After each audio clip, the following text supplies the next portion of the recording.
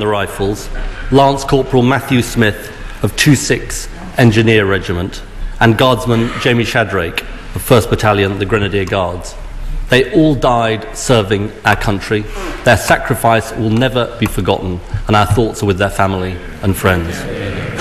I also want to join the Prime Minister in paying tribute to everyone involved in the Olympic and Paralympic Games. Our athletes, our fantastic volunteers, and indeed the whole country that united in support of Team GB and came together. It did show our country at its best. It brought Britain together, and we should all be proud of the achievement. Yeah. Mr. Speaker, after 2.5 years in government, the Prime Minister returned from his summer break and told the nation that he now realised it was time to cut through the dither. Who did he have in mind? I must say, he's had all summer to think of a question, and that's the best. Is that really the best he can do? Let me set it out for him. Let me explain what this reshuffle is all about. It is not that there are two economic departments in our country, the Treasury and Business. I want every single department to be about the economy. I want the Transport Department building roads. I want the Communities Department building houses. I want the Culture Department rolling out broadband. I want the Agriculture Department backing British food. This is a government that means business, and we've got the team to deliver it. Yeah. Mr. Speaker, he mentions the reshuffle, and of course it's good to see the Chancellor still in his place. I have to say to the Prime Minister, he's come up with an ingenious solution to the problem of his part-time Chancellor. He's appointed another one, the former Justice Secretary. Mr. Speaker, it's a job share. We'll see how they get on. Now, I don't know if he remembers, but a year ago he published his National Infrastructure Plan alongside the Autumn Statement. And he said at the time of that plan, it was an all-out mission to unblock the system. So can he tell us, 1 year on, of the road building projects announced in that plan, how many have actually started? Well, first of all, I'm glad he mentioned the issue of chancellors, because, of course, I've got my first choice as Chancellor. He's got his third choice as Shadow Chancellor. Yeah. And apparently he still has to bring him the coffee every morning. That's just how assertive and butch the Leader of the Opposition really is. Now, he asks about infrastructure. If you look at what is planned by this government between 2010 and 2015, we will be investing £250 billion in infrastructure. That compares with just £113 billion between 2005 and 2010. That shows he's absolutely not got a clue. The difference between the Shadow Chancellor and the Chancellor is the Shadow Chancellor was right about the economy, and the Chancellor was wrong. And look, I have to say, Mr. Speaker, the Paralympic crowd spoke for Britain.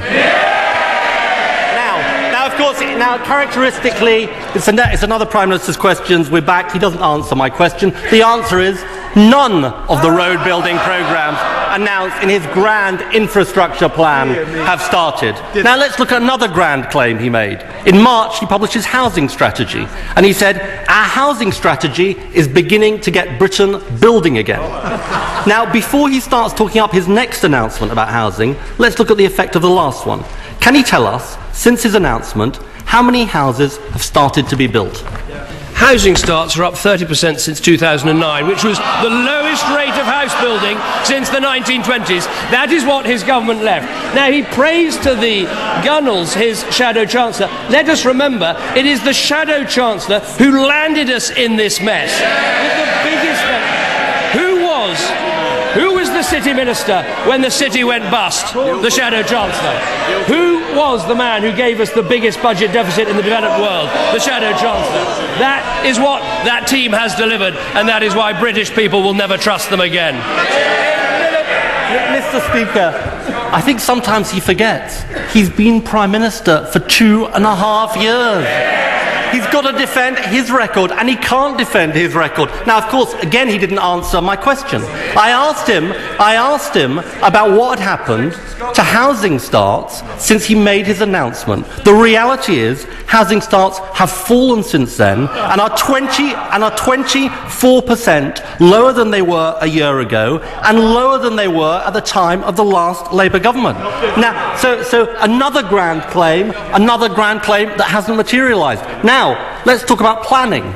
In March, after 18 months of consultation, he hailed his flagship planning policy, and he said it was the biggest revolution in 60 years.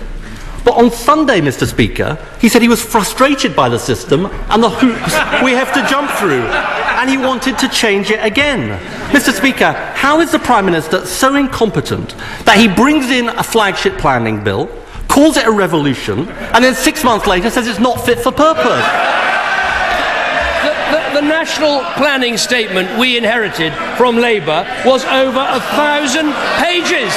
It is now down to just 52 pages. We have radically simplified the planning system, something he should be praising rather than attacking. But he might want to notice that today the World Economic Forum has come out and said that for the first time in a decade, instead of Britain going down the world competitiveness ratings, we are back in the top 10 and rising. Let me read what they said. The United Kingdom continues to make up lost ground in rankings this year. Lost ground that happened under the last Labour government.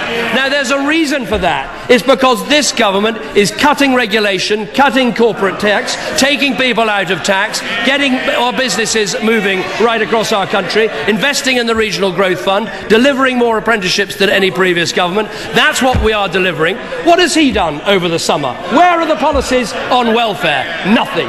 Where are the policies on education? Nothing. Where is the great plan for our economy? His only answer to a debt crisis is to spend more, borrow more, and put up the debt. Back to the bunker, I'm afraid, after that one, Mr. Speaker. I noticed, I think the Crimson Tide is back as well. Now, Mr. Speaker, over the last 2.5 years, we've seen announcements on infrastructure failed, announcements on housing failed, announcements on planning failed. Now, what's the reason for this economic failure? The reason is that his fundamental economic approach is wrong. After the summer, we now know that in his whole 2.5 years as Prime Minister, the British economy has not grown at all. So why doesn't he admit it? The real problem is this. Plan A has spectacularly failed. Well, let me tell him what is actually happening in our economy, which is you're seeing the private sector growing and expanding. There are 900,000 more people employed in the private sector than there were 2 years ago. We are now a net exporter of cars and motor vehicles for the first time since the 1970s. You're seeing the fastest rate of business creation that you have seen for decades. That is what's happening. Our economy is rebalancing. There is growth in the private sector. Our exports to China up 72%, to India up 94%, to Russia up over 100%. That is what is happening. It is a hard road, it is a difficult road, but we will stick to that road because we will deliver for the British economy. Mr. Speaker, we're in the longest double-dip recession since the Second World War. How out of touch does this Prime Minister sound? And I have to say to Tory members of Parliament, if they go to their constituents and start trying to blame everybody else, they've been in government 2.5 years. It's happened on their watch. Now, Mr. Speaker, we saw a reshuffle yesterday. He brought back the member for Yeovil, who'd been sacked. He promoted the Culture Secretary, who should have been sacked, and he left in place the part-time Chancellor that the whole country knows should be sacked. It's the same old faces, the same old policies, a no-change reshuffle. Mr. Speaker, if he really wants to cut through the dither, there's no place like home. The big difference in British politics is that I don't want to move my Chancellor. He can't move his shadow Chancellor. The fact is, in spite of all the economic difficulty, this is a strong and united government. And in spite of all the opportunity, this This is a weak and divided opposition. Order! Order!